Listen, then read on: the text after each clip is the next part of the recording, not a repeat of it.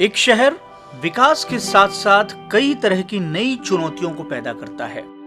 21वीं सदी में शहरीकरण की सबसे बड़ी चुनौती है शहरों से रोजाना निकलने वाला कचरा।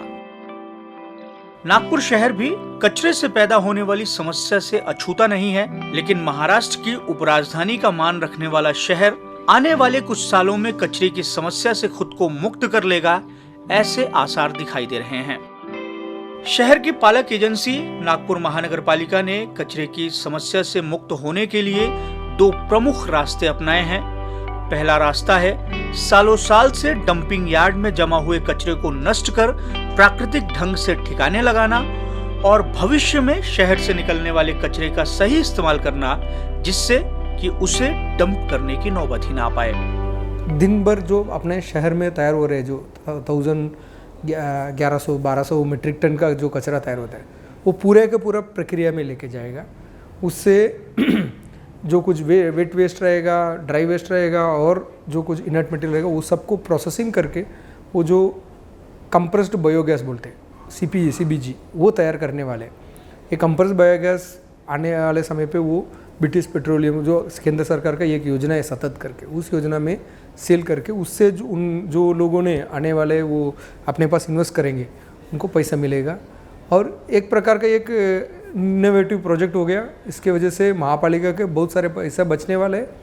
सबसे इम्पॉर्टेंट चीज़ है, अपने शहर एक डंप फ्री सिटी बनने का बहुत बड़ा चांस तैयार हो। नागपुर शहर के बीचों बीच महानगर पालिका का डंपिंग यार्ड है, जहां सालों से लाखों मैट्रिक टन कचरा डंप कर रखा गया है। इस कचरे पर वर्तमान समय में बायोमाइनिंग की प्रक्रिया शुरू है। किसी समय महानगर पालिका का डंपिंग यार्ड शहर से दूर था, लेकिन अब शहर के एकदम बीचों बीच लाखों मैट्रिक टन कचरे के इर्द गिर्द हजारों लोग रहते हैं। अगर सब कुछ सही रहा तो आने वाले कुछ सालों में शहर के कचरे के पहाड़ हट जाएंगे और आसपास के लोग शुद्ध हवा ले पाएंगे। मैं इस समय नागपुर शहर के एकदम बीचों बीच खड़ा हूं और आप देख सकते हैं कि मेरे ठीक पीछे ये पहाड़ दिखाई दे रहा है। शहर के बीचों बीच ये पहाड़ कोई सामान्य पहाड़ नहीं, कचरे का पहाड़ है। एक शहर के विकास की प्रक्रिया में कई तरह की चुनौतियां उभर कर सामने आती हैं। कुछ इसी तरह की चुनौती हर शहर की होती है। शहर की एक सबसे बड़ी समस्या या कहे चुनौती उससे निकलने वाला कचरा होता है। नागपुर शहर से रोज़ाना 1200 से 1300 मैट्रिक टन कचरा निकलता है और उस कचरे को भांडेवाड़ी में इसी जगह ले जाया जाता है, डंप किया जाता है। आप मेरे पीछे जो पहाड़ देख रहे हैं, इस पहाड़ के नीचे लाखों टन कचरा पड़ा हुआ है। आज से तकरीबन 20 साल पहले कचरे की बढ़ती समस्या को देखते हुए नागपुर महानगर पालिका ने इस कचरे की पूरी कैपिंग कर दी और एक तरीके से एक पहाड़ की शक्ल इस जगह को दे दिया गया है। इसके नीचे जो कुछ आपको दबा हुआ दिखाई दे रहा है वो कचरा है, कोई मिट्टी पत्थर नहीं है। आप मेरे ठीक दूसरी ओर देख सकते हैं, एक और पहाड़ आपको दिखाई देगा, ये पहाड़ भी कचरे का है। इस तरीके से शहर से रोज़ाना निकलने वाला कचरा भांडेवाड़ी में लाया जाता है, डंप किया जाता है, जिससे ये बड़े बड़े जो कचरे के पहाड़ हैं वो तैयार हो जाते हैं। कचरे की इस समस्या को निजात दिलाने के लिए नागपुर महानगर पालिका इन दिनों युद्ध स्तर पर काम कर रही है। ये जो कचरा आप देख रहे हैं, इसकी अभी बायो माइनिंग की प्रक्रिया शुरू है। आज से साल 2 साल के बाद ये जो कचरा है पूरी तरीके से इस पर बायो माइनिंग की प्रक्रिया हो जाएगी और ये जगह पूरी तरीके से समतल हो जाएगी। वर्ष 2019 में मनपा ने बायो माइनिंग की प्रक्रिया शुरू की थी, जिसका काम एक निजी कंपनी को दिया गया है। यह कंपनी रोजाना 3000 मैट्रिक टन कचरे का निपटारा कर रही है। इस वक्त हम हैं जो नागपुर के भांडेवाड़ी में कचरा डंप किया हुआ है, उसकी जो बायो माइनिंग हो रही है उसके यूनिट पे आप देख सकते हैं एक मशीन के माध्यम से ये जो डंप किया हुआ कचरा है उसकी बायो माइनिंग हो रही है। जो कचरे के अलग अलग कण हैं या अंश है उनको अलग किया जा रहा है। ये पूरी प्रोसेस किस तरीके से, इसको हम समझने की कोशिश करेंगे। नागपुर में इस समय बायो माइनिंग के 3 प्रोजेक्ट जो हैं वो 3 प्लांट वो काम कर रहे हैं, हजार टन पर डे की कैपेसिटी वाले।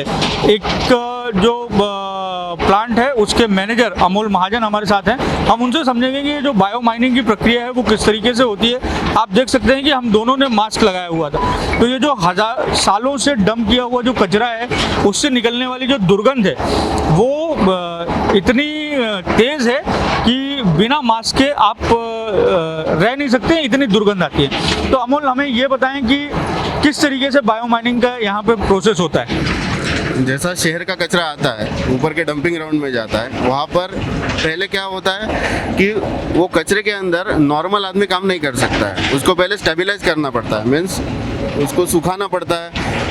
उस एनवायरनमेंट में आदमी काम करना चाहिए उसके, इसलिए उसके ऊपर डीओडराइजर स्प्रे किया जाता है जिससे वो बदबू कम होती है, फिर आदमी उधर काम कर सकता है। तो वहाँ पर वो स्टेबलाइजेशन प्रोसेस होती है। वो स्टेबलाइजेशन प्रोसेस होने के बाद कचरा सूखने के बाद फिर कचरा यहाँ लाया जाता है। यहाँ लाने के बाद यहाँ से फीड किया जाता है। यहाँ फीड करने के बाद फिर मशीनरी में जाता है। मशीनरी में से CND निकलती है, मीन्स पत्थर निकलते हैं, फिर बाद में मिट्टी निकलती है और RDF निकलता है।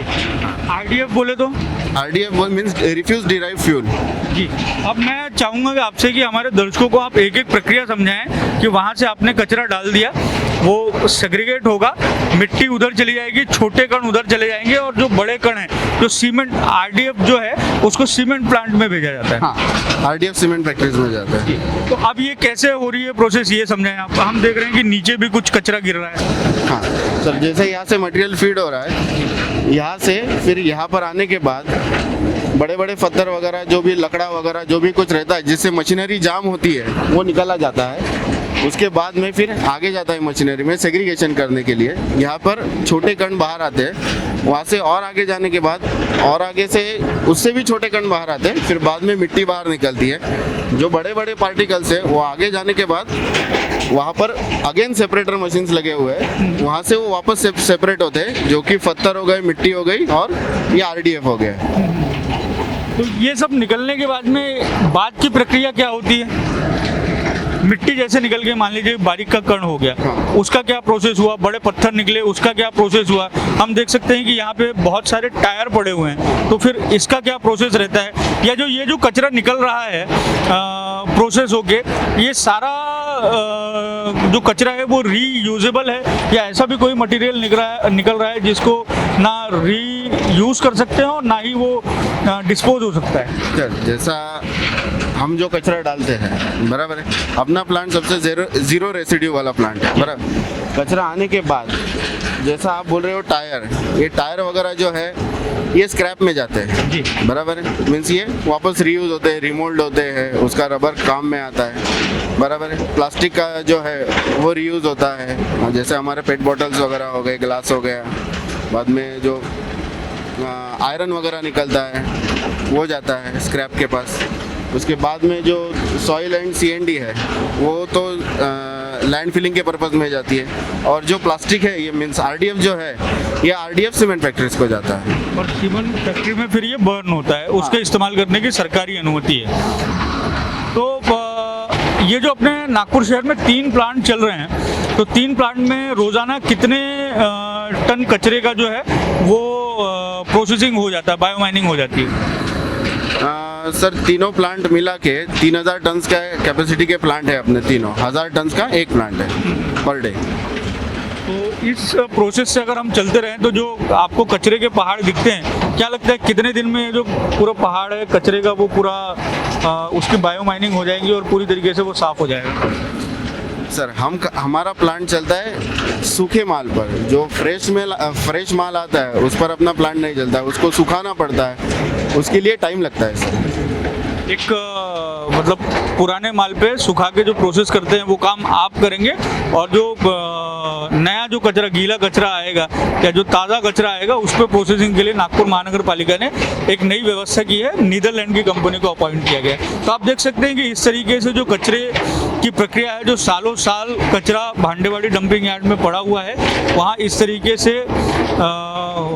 बायो माइनिंग की प्रक्रिया हो रही है और इसके बाद बायो माइनिंग करने के बाद में जो कचरे के अलग अलग अंश जो निकल रहे हैं उसका इस्तेमाल अलग अलग तरीके से हो रहा है। तो आजकल जो सड़कें बनाने का काम है या ऐसी जगह जहाँ पर ज़मीनों को समतल करने की ज़रूरत है या मान लीजिए कि कोई रोड बन रही है उसमें मिट्टी डाले जाने की ज़रूरत है, तो ये जो बायो माइनिंग से निकलने वाली जो मिट्टी है उसका इस्तेमाल किया जाता है। तो एक तरीके से जो ये कचरा है इसका बेहतर तरीके से इस्तेमाल हो रहा है, इस्तेमाल किया जा रहा है और इस प्रक्रिया के तहत कुछ सालों में हम देखेंगे कि नागपुर शहर का जो कचरा है जो सालों से डंप करके रखा हुआ है उस पर जो है वो प्रक्रिया हो जाएगी और कचरा मुक्त जो वर्षों से कचरा नागपुर शहर में पड़ा हुआ है भांडेवाड़ी डंपिंग यार्ड में, उससे एक तरीके से नागपुर शहर मुक्त हो जाएगा।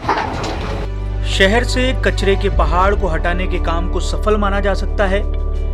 नागपुर महानगर पालिका के आयुक्त ने बताया कि शहर में वर्ष 2019 से पहले 25 लाख मैट्रिक टन कचरा जमा था, जिसमें से 12 लाख मैट्रिक टन कचरे पर प्रक्रिया कर उसका निपटारा किया जा चुका है। बचे 13 लाख मैट्रिक टन पर जल्द प्रक्रिया शुरू होगी। महानगर पालिका सिर्फ घरों से निकलने वाले कचरे पर ही ध्यान केंद्रित नहीं कर रही, बल्कि खतरनाक श्रेणी के माने जाने वाले कचरे पर भी प्रक्रिया की जा रही है। पिछला 10-15 साल से हमने अपना जो प्रक्रिया में जो कुछ अपना कोशिश को जितना सफलता नहीं मिला, उसकी वजह से बहुत बड़े पैमाने में डंपिंग हुआ था।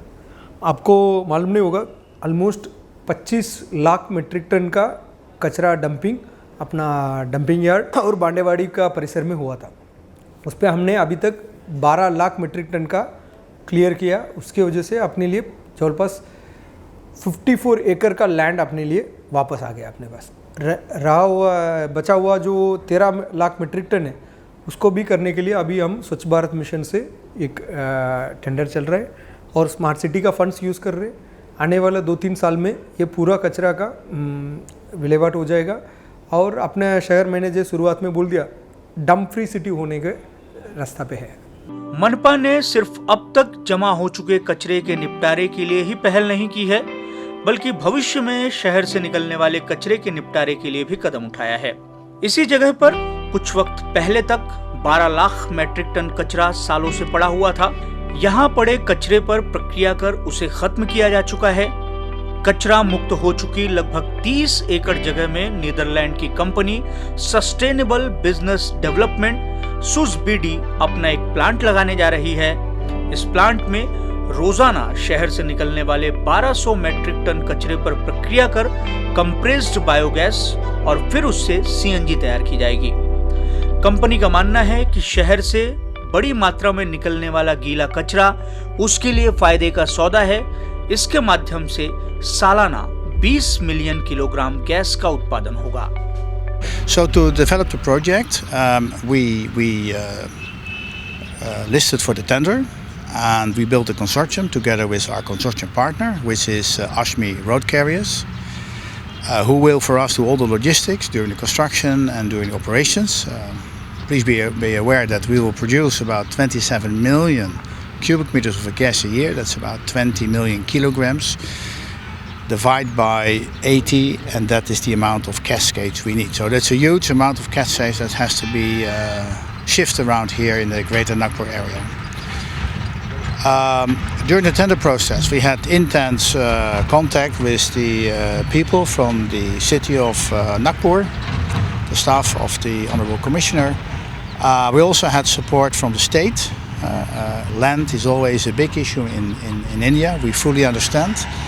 And we were very grateful that the state of Maharashtra and the Deputy Chief Minister, Mr. Fadnavis, supported to have the land that we see here legally made ready and available to build our plant. I think this was very important. We also realized that we are in the hometown of Honorable Minister Gadkari, for which we hope this will also be not just a pilot but a first of many plants to come. We plan to build at least 10 plants in India in the next couple of years. कई यूरोपीय देशों में वर्षों से solid waste management में काम करने वाली कंपनी जिसका नागपुर महानगर पालिका के साथ करार हुआ है, वह भारत में निवेश के लिए कई जगहों पर नजर रखे हुए थी, लेकिन उसने अपने शुरुआती निवेश के लिए नागपुर को चुना। आम्ही म्युन्सिपल कॉर्पोरेशनशी गेल्या जवळ 1.5 वर्ष हे बोलणं आमचं चालू आहे. आपले माननीय पंतप्रधान नरेंद्र मोदीजी यांचं स्वच्छ भारत अभियान आणि माननीय कॅबिनेट मंत्री नितीनजी गडकरी यांचं हरित ऊर्जा ह्याच्यावर जो फोकस आहे त्याचा विचार करून गेले 4-5 वर्ष आम्ही खूप अभ्यास केला. वेगवेगळ्या म्युन्सिपल कॉर्पोरेशनचा अभ्यास केला, कचऱ्याचा अभ्यास केला आणि जेव्हा 2019 साली आम्हाला वाटलं की आम्ही आता भारतात यायला तयार आहोत. आमचा भारतातला हा पहिला प्लांट आहे.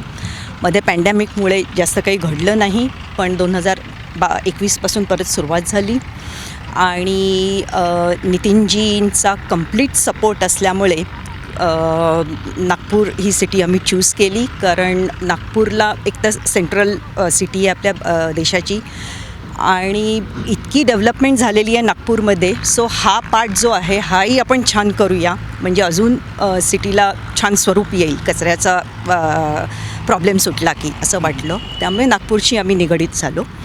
नागपूरमध्ये आत्ता तुमच्या 1200 टन पर डे एवढा कचरा तयार होतो आहे आणि त्याच्या मेट्रिक टन, आणि तो फक्त डंप केला जातो आहे, त्याचं फारसा काही होत नाही आहे.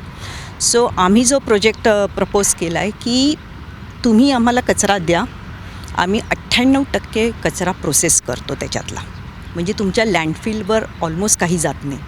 म्हणजे पुढच्या 10 ते 15 वर्षात कुठलीही लँडफिल नागपूरमध्ये राहणार नाही, ही आमची गॅरंटी आहे. कंपनी का मानना है कि भारत में कचरे की प्रक्रिया पर आधारित उद्योग सफल होंगे, इसमें कोई दो मत नहीं।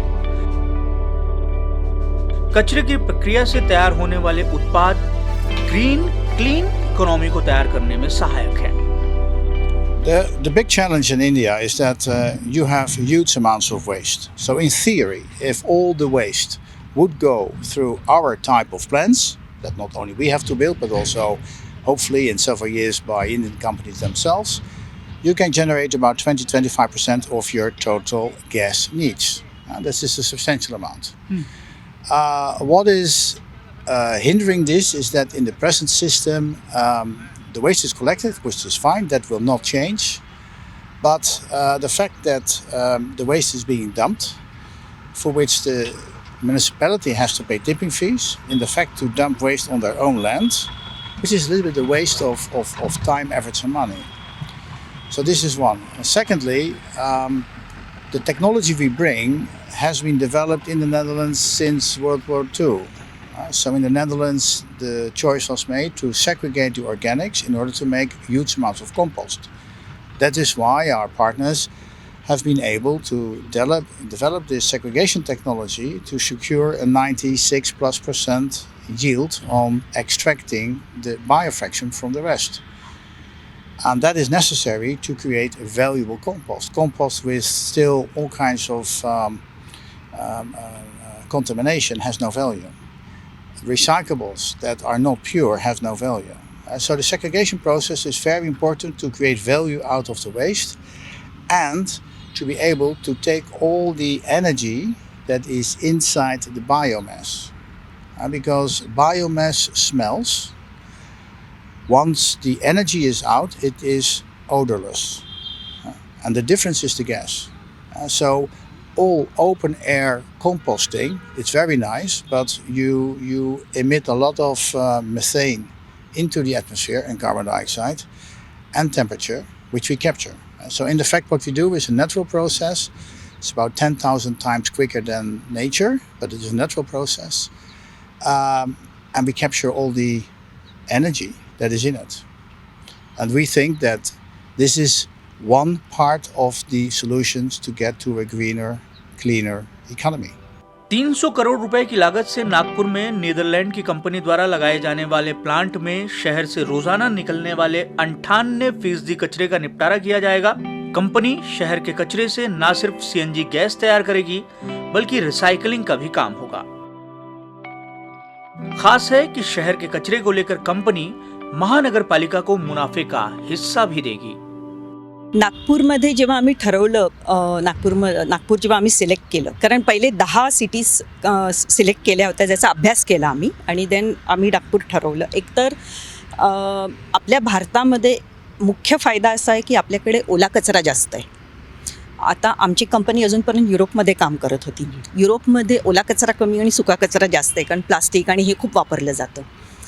त्यामुळे हा पहिला फायदा आहे. दुसरा, सेग्रिगेशन आपल्याकडे अजून तेवढं झालेलं नाही, पण तो इश्यू नाही आहे, कारण ती जबाबदारी आम्ही घेतो आहे. ओके. आणि नागपूर हा कचरा काय प्रकारचा आहे, त्याचं कंपोजिशन काय आहे, हा सगळा स्टडी केला की त्याच्यातून, कारण ते सगळं केल्यावरच आम्ही आमचं फायनान्शियल मॉडेल बनवू शकलो. तुम्ही फायनान्शियल मॉडेल ग्लोबल बनवता, पण प्रत्येक देशासाठी ते तसं तुम्हाला ॲडजस्ट करावं लागतं. तसं आम्ही भारतासाठी केलं. आणि आम्ही नागपूर म्युन्सिपाल्टीला, हा एक युनिक आहे कॉन्सेप्ट, जो आम्ही गडकरी साहेबांबरोबर बोलून विचारविनिमय करून युनिक कॉन्सेप्ट आणला आहे की आम्ही म्युन्सिपाल्टीकडून एकही पैसा घेत नाही आहोत. टिपिंग फी 0 आहे आमची. हा असं हे कधीच झालेलं नाही आहे. त्यामुळे रिस्पॉन्सिबिलिटी आमची आहे जे काय होईल ते. आणि ह्याची कंप्लीट इन्व्हेस्टमेंट आम्ही घेऊन येतो आहे. त्याच्यावर म्हणजे म्युन्सिपाल्टीचे पर टन जवळजवळ 800 ते 1000 रुपये पर टन पर डे वाचतात. म्हणजे बघा, 1200 टन गुणिले करा तुम्ही, एवढे वाचतात. प्लस आपण त्यांना रॉयल्टी देणार आहोत प्रॉफिट शेअरिंगमधून, सो तोही त्यांना फायदा आहे. नागपुर देश का पहला शहर है जहां रोजाना 1200 मैट्रिक टन कचरे से सीबीजी तैयार करने का प्रोजेक्ट लग रहा है. मनपा का कहना है कि अपने कचरे के निपटारे के लिए नागपुर महानगर पालिका ने जिन शर्तों को अपनाया है वह देश में अनोखा है. इससे न सिर्फ मनपा के रोजाना के खर्च बचेंगे, बल्कि उसे आर्थिक लाभ भी हासिल होगा.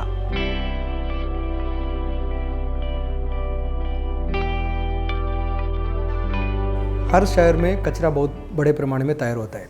ये अलग अलग प्रकार का कचरा रहता है, जैसे कुछ ड्राई कचरा रहते हैं, कुछ वेट कचरा रहते हैं, प्लास्टिक्स रहते हैं, बायोमेडिकल वेस्ट रहते हैं, CND वेस्ट रहते हैं. हर कचरे को अलग अलग तरीके से प्रक्रिया करना पड़ता है. दुर्दैव से अपने नागपुर शहर में बहुत साल से ये कचरा का प्रक्रिया में बहुत बार हमने कोशिश किया, बट कुछ कुछ कारण के वजह से वो सक्सेसफुल नहीं हुआ. उसके वजह से बहुत सारे अपना लीगेसी वेस्ट बढ़ गया था. डंपिंग का ज़्यादा प्रमाण में हुआ था. इसको लेके कुछ तो प्रॉपर सोल्यूशन, एक परमानेंट सोल्यूशन निकालने के लिए हमने बहुत सारे आइडियाज़ ढूंढ रहे थे. एक्चुअली उस पर हमने 2-3 चीज़ शुरुआत से किए थे. पहला CND वेस्ट के लिए वो एक अलग टेंडर करके CND वेस्ट का अभी प्रक्रिया चल रहा है एक्चुअली. इसके अलावा बायोमेडिकल वेस्ट का इसके पहले ही शुरू किया था, उसको भी सक्सेसफुली चल रहा है. बट रह गया वो जो म्यूनिसिपल वेस्ट का. अपने घरों जो तैयार होता है होटल्स में, घर पे और इंडस्ट्रीज़ पे तैयार होने वाला जो वेस्ट है, इसको प्रक्रिया करना है. तो अभी का जो प्रचलित वो ट्रेंड आप देखोगे हर शहर में, इसको कुछ कॉन्ट्रैक्ट रहते हैं, उनको टिपिंग फ़ी देना पड़ता है, और वो हर मीट्रिक टन के पीछे कुछ पैसा लेते हैं, और उससे कंपोस्टिंग बनाते हैं, कुछ अलग RDF मटेरियल लेते हैं, फिर वो इसको क्लियर करता है. सो इसको कैसे थोड़ा अलग तरीके से करने के लिए हमने एक ग्लोबल बिडिंग किया था. उस पर हमने एक नीदरलैंड से एक सुसबीडी नाम का एक कंपनी आया, उनका इंडियन पार्टनर्स के साथ वो कुछ जॉइंट वेंचर कर दिए थे. इन लोगों ने अपने पास ऐसे प्रकार का एक मॉडल लेके आए. वो मॉडल को महापालिका ने स्वीकारा है. ऑब्वियसली वो जो टेक्नोलॉजीज़ को पूरा नीरीके से वगैरह सर्टिफाई करके इसको आगे हमने ऐसे लेके गए. वैसे इस मॉडल में हमने कोई टिपिंग फ़ी देने वाले नहीं है. उल्टा उनसे पैसा हम हर साल 15-20 लाख रुपए का पैसा लेने वाले रॉयल्टी के स्वरूप में. यह प्रोजेक्ट नागपुर में शुरू हो, इसके लिए केंद्रीय मंत्री और नागपुर के सांसद नितिन गडकरी, उप मुख्यमंत्री देवेंद्र फडणवीस ने सरकार के स्तर पर निर्णय लिए. इसके साथ स्थानीय प्रशासन ने इस प्रक्रिया में प्रभावी भूमिका निभाई. शहर के कचरे की समस्या को लेकर नागपुर महानगर पालिका द्वारा कई तरह के प्रयास किए जा रहे हैं. इसमें सबसे अहम है नागरिकों की सहभागिता को बढ़ाने का. ये जमा कचरा होता है, उसको अगर हम लोग प्रॉपरली सेग्रीगेट करके देते हैं तो उसको प्रोसेसिंग आसानी से हो सकती है. जैसे हम लोग सिर्फ अभी गीला कचरा और सूखा कचरा, ये 2 चीज़ें तो आजकल सभी जान गए कि क्या होता है, गीला कचरा क्या होता है, सूखा कचरा क्या होता है, लेकिन थोड़ा सा हम लोगों को उसमें और ज़्यादा कंसंट्रेट करना चाहिए। हम भी उसकी अपील कर रहे हैं, लोगों के साथ काम कर रहे हैं। हमारे यहाँ कुछ बचत गट भी इसमें हमारे साथ काम कर रही है, कुछ NGOs भी हमारे साथ काम कर रहे हैं कि अगर वो कचरा हर घर से अगर सेग्रीगेट रूप में मिला, गीला अलग, प्रॉपर गीला अलग मिला और प्रॉपर सूखा अलग मिला, तो सूखे कचरे को हम लोग रिसाइकल प्रॉपरली कर सकेंगे। तो इसके लिए हम लोग कोशिश कर रहे हैं। मेरी सभी सिटीज़न से भी विनती रहेंगी कि आपका कचरा, आपके घर का जो कचरा है वो सेग्रीगेटेड ही स्वरूप में आपने देना चाहिए और कहीं पे भी बाहर उसको नहीं फेंकना चाहिए। इसके साथ साथ ही हमारे यहाँ शहर में करीब करीब 180 से 200 ऐसे स्पॉट थे जहाँ जिसको हम लोग ब्लैक स्पॉट कहते हैं। कोई वहाँ पर कचरा डाल देता है, एक आदमी डालता है तो दूसरा भी वहीं डालता है, तीसरा भी आदमी डालता है और वहाँ रोज़ाना कचरा जमा हो जाता था, जो कि साफ़ करने में बहुत दिक्कतें आती थी। हमारे यहाँ कुछ NGOs हमारे साथ आए, जैसे अभी नागपुर 2025 का एक बहुत बड़ा ग्रुप है सिटी का, जो हमारे साथ एक MOU कर चुका है और इन लोगों ने हमारे साथ, मतलब कॉरपोरेशन के कर्मचारी अधिकारियों के साथ जा के हर मोहल्ले में इसको लोगों को जानकारी दी कि बाहर कचरा क्यों नहीं होना चाहिए, ये ब्लैक स्पॉट कैसे हटाना चाहिए। तो ये ब्लैक स्पॉट अभी धीरे धीरे कम करके हमने उसको ब्यूटीफाई करने की कोशिश की ताकि वहाँ पर कोई कचरा ना डाले। तो उससे वहाँ का जो परिसर का जो पर्यावरण है वो भी जमा रहे। नागपुर में जो प्रयास शुरू हैं, अगर वह सफल हुए तो आने वाले समय में इसके सकारात्मक परिणाम देखने को मिल सकते हैं। आयुक्त के अनुसार अगर इन प्रयासों में जनता का साथ मिल जाए तो संभव है कि स्वच्छता की रैंकिंग में नागपुर जल्द पहले नंबर पर आ जाए। ये जो बड़ा टेस्ट है, ये एक दिन में जीतने वाला चीज़ नहीं है। इसका जो एक मोमेंटम तैयार करना चाहिए, उस पर सारे लोग शामिल होना चाहिए। हम हमेशा यही कोशिश करते, इसको कोई किसी डिपार्टमेंट का काम है, कोई किसी आदमी का काम है, ऐसा न सोच के ये अपना शहर का फ्यूचर के लिए इम्पोर्टेंट काम है। अपना शहर का एक प्राइड बोलते हैं, हर शहर का एक प्राइड रहता है। अपना शहर स्वच्छ शहर, ऐसे प्रकार का एक प्राइड हम सब में आना चाहिए। जैसे हम हर आदमी खुद का घर कैसे क्लीन रखने का हम अपना जो संस्कार में आता है, वैसे अपना शहर भी, अपना एरिया, अपना गली मोहल्ला वो भी करने के लिए हर आदमी आगे आना चाहिए। इसके लिए हम बार बार अलग अलग तरीके से हम कोशिश करते। बीच में भी हमने मोहल्ला कंपटीशन रखे थे बहुत बड़े पैमाने में लोग पार्टिसिपेट किए। NGOs लोग अपने साथ जुड़े हुए, बहुत सारे इंजीनियर्स और इंडस्ट्रियलिस्ट वाले अपने साथ जुड़े हुए। हम कोशिश ऐसे करते, लोगों का मन में ये एक प्रकार का काम ऐसे नहीं कि ये एक पैशन बनना चाहिए। वो पैशन बिल्डअप करेंगे तो मुझे लग रहा है जरूर कोई अपने लिए रुक नहीं पाएंगे। पूर्व में हमारे पूर्वज कचरे को सोने के तरह से देखते थे। कचरे की जो घरगुती प्रक्रिया होती थी, उसके तहत जो खाद बनाई जाती थी, उसका इस्तेमाल खेती में होता था। लेकिन शहरीकरण के बाद कचरे की एक बड़ी समस्या महानगरों में देखने को मिली। वो समस्या धीरे धीरे किस तरीके से बढ़ती गई, उसका अंदाज़ा आप इसी तरीके से देख सकते हैं जिस तरीके से नागपुर के डंपिंग यार्ड में कचरों के बड़े बड़े पहाड़ लगे हुए हैं। ये एक बड़ी समस्या है। इसको सुलझाने के लिए बेहद संजीदे प्रयास किए जाने की ज़रूरत है। नागपुर महानगर पालिका कुछ इसी तरीके के प्रयास करती हुई दिखाई दे रही है। अगर ये प्रयास सफल होते हैं तो भविष्य में नागपुर शहर में जो लाखों टन कचरा पड़ा हुआ है, उससे न सिर्फ निजात मिलेगी, बल्कि भविष्य में जो कचरे से उत्पन्न होने वाली समस्याएं हैं, उससे भी जो स्थानीय नागरिक हैं, नागपुर वासी हैं, उन्हें निजात मिलेगी। आप देख सकते हैं मेरे ठीक पीछे ये जो नागपुर महानगर पालिका का डंपिंग यार्ड है, हजारों घर बने हुए हैं। ये हजारों घर इसी कचरे के बीचों बीच, इसी कचरे से निकलने वाली दुर्गंध के साए में जी रहे हैं। ये कचरा न केवल लोगों की सांस को बदबूदार बना रहा है, उनमें प्रदूषण भर रहा है, बल्कि ये जो वातावरण है उसके लिए भी बेहद घातक है। हम ऐसी उम्मीद कर सकते हैं कि नागपुर महानगर पालिका जो प्रयास कर रही है वो आने वाले समय में सफल होगा और इसका सीधा फायदा न केवल हमारे पर्यावरण को बल्कि नागपुर शहरवासियों को होगा। कैमरामैन अतुल गवई के साथ दिव्येश द्विवेदी, यूएसएन न्यूज़, नागपुर।